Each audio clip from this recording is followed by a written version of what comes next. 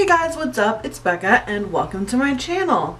I'm actually not wearing makeup today for two reasons, one of which is I have a sty in my right eye, which is a bacterial infection in the pores, and it typically comes from sharing makeup, which I had to do recently, which was not planned. So I'm assuming that's what it is, so you don't need to put product on it, so I don't have makeup on over it. And then the second reason I'm not wearing makeup today is this is what I look like about 95% of the time. I do not wear makeup every single day.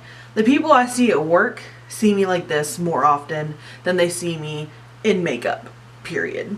Today I'm going to be doing a video I've wanted to do since I really started planning for my channel. And I know it's something you're going to be able to see on almost every single beauty channel on YouTube, but I thought I'd go ahead and do it and give my 2 cents on the topic. So today I'm going to be reviewing the Power of Makeup palette by NikkieTutorials and Too Faced. I know that these videos are everywhere. Everyone's done them. Everyone's put on social media their opinions of them. But I wanted to go ahead and give my 2 cents. Not that it really adds much to the conversation. So I bought this palette online the day it launched. So when I bought it, I had no reviews to go off of. All I knew was Too Faced makes great eyeshadow palettes. Nikkie is fantastic at makeup, so she has to make something good. And 3, it's like almost a $200 value for like $56 or whatever it was. It's a steal.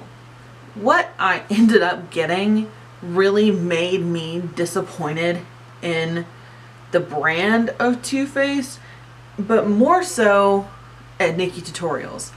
I love NikkieTutorials. She is my absolute favorite beauty YouTuber ever.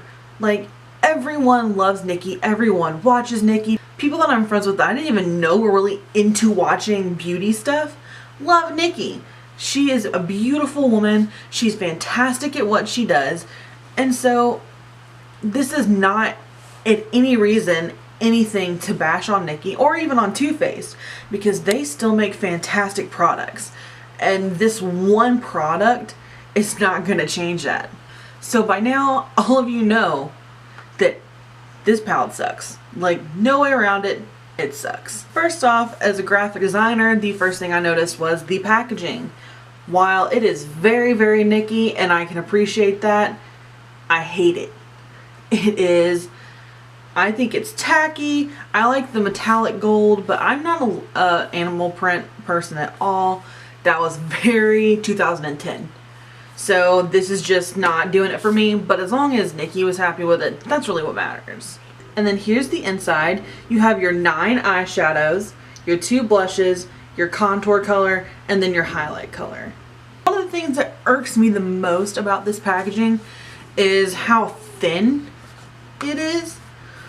Like, why? Why is it this thin? Why is it so tall but doesn't have a mirror?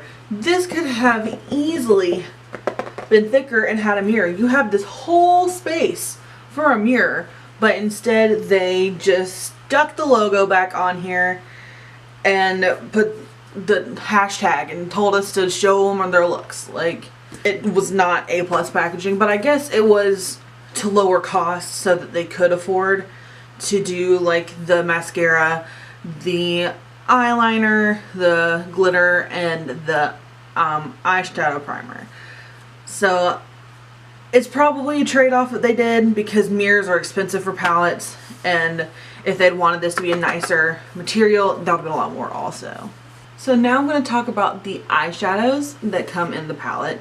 When I saw it, I thought it was a great selection of colors. You have neutrals that you can work with in any situation, and then you have some more fun colors that you can use for like a nighttime look or anything. So on this part, Nikkie really planned it out well, that this could be a very versatile palette. The pigmentation sucks. Like, it just does. swatch with your finger, it looks great. But as soon as you touch it with a brush, pigmentation gone. The first look I ever tried with this, I went in with, what is it? With Wham Bam, the purple that Nikki was so excited about, so proud about. And it looked like poop on my eye. Color was gone. It looked like a drugstore purple. This does not, like, none of these function, not function, but none of these work as well as other Too Faced eyeshadows. So what I kind of want to know if, like, Nikki became more concerned with them looking a certain way in the palette than working on the face, which if you make a pretty palette that doesn't do good, it's really not worth it. That's kind of where I am with this. Like, I don't know if that's what she went for, especially with Wham Bam, because this is a beautiful color. It's very Nikki. Like, if this showed up on the skin like it did in the palette, oh my god, this would be beautiful. But it just doesn't. The interesting thing is that with Frosted Yum and Irresistible, they're called metallics, but it's almost like they're micro glitter. Whenever I try and use, like, especially Frosted Yum, whenever I've tried to use it, it just, like, I'll put it on and it's not fallout, it's the actual reflective material inside the eyeshadow getting all over my face. Like, I feel like I need a glue to wear this. I have tried to make these work in so many different ways. Doesn't work. I'm not a big blush wearer. I have rosy cheeks anyway, so I've just never really gotten into wearing it. And so when I say that this palette actually got me to wear blush a little bit, is a lot. I Will Always Love You, which is the orange. It is such a good color on me as a fair-skinned, like extremely fair-skinned person. It works great. It looks way more natural on me than the pink does, which is Justify My Love. It's like, it's just too artificial. It's super pink, super pigmented, and the only time I've tried to wear it, I felt like a clown. The one thing that I'm actually absolutely in love with in this palette is the highlighter. Champagne Truffle is like, it's its saving grace. I know a lot of people really don't like it either because it was an eyeshadow in a previous palette that they turned into a highlight for Nikki. But to me, this is the saving grace. Like, if it was not for this, I would never ever pick this up. But because of this, I pick it up daily. This actually, and the contour, which I don't use at all, both smell like chocolate. And I will say that it also tastes like hot chocolate. I found that out in a not purposeful way. Just when you're putting it on, sometimes the powder gets in your mouth and it tastes like chocolate. So don't judge me. What I really like about this highlight is it feels kind of natural to me, because it has the pink tone in it.